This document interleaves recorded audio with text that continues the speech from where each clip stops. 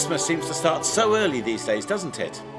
This year, Harrods actually opened their Christmas department in August. By the time November comes, the adverts are well into the newspapers and television. And of course, we know Christmas is really here when we start to see Christmas decorations appearing.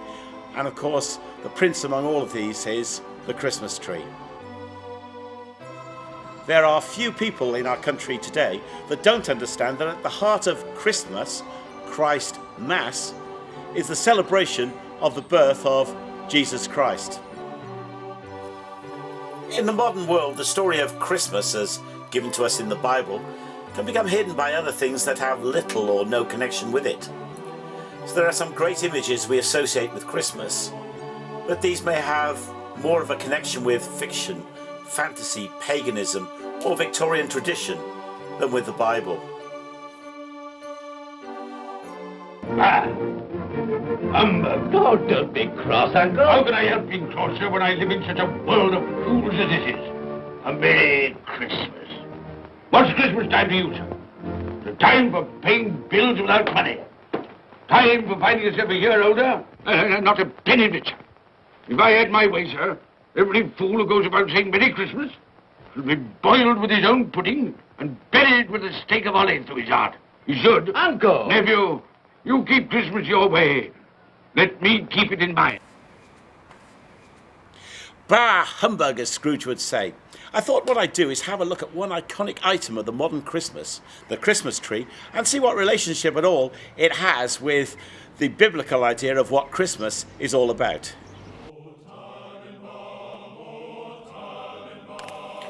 Right down the ages, people have worshipped tree or tree-based objects as part of pagan rituals. Gods on poles like Asherah or totem poles can be seen as examples of these. Whereas there are some legends of Christian saints, such as Saint Boniface, opposing tree-based rituals, there does not seem to have been any firm connection of the adoption of pagan worship of trees into Christian practice. The use of fir trees in Christmas celebrations can only be firmly traced back to Germany in the 16th century.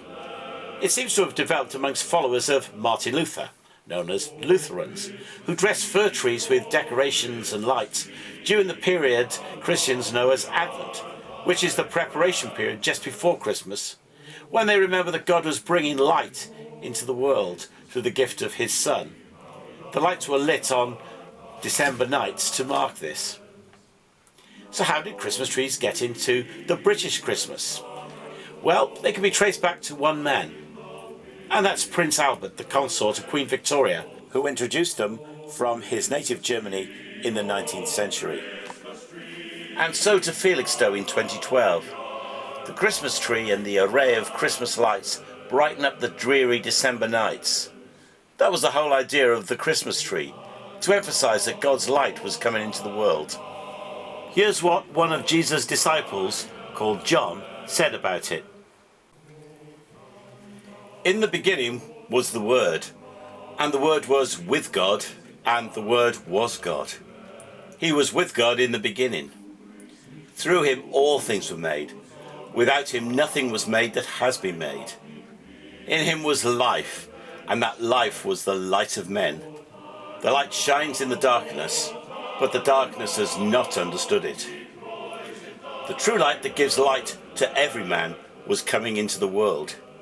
He was in the world, and though the world was made through him, the world did not recognize him. He came to that which was his own, but his own did not receive him.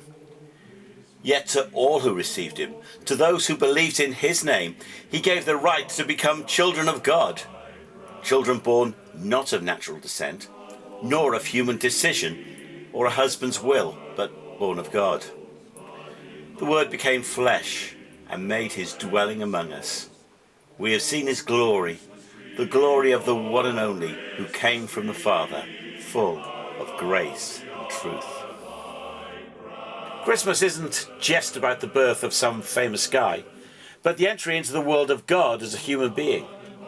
His purpose was simple: to bring us as people into a relationship with God. It's not a forced relationship, but a decision we need to consciously make. I just read how when he came, There were people that just wouldn't receive him. They just didn't want to know for whatever reason. It says this too, yet to all who received him, to those who believed in his name, he gave them the right to become children of God. So in the rush of a modern Christmas, don't let the sights and the sounds obscure Jesus, because in him are the answers to life and to eternity. Well, thanks for listening. May God bless you and have a really great Christmas.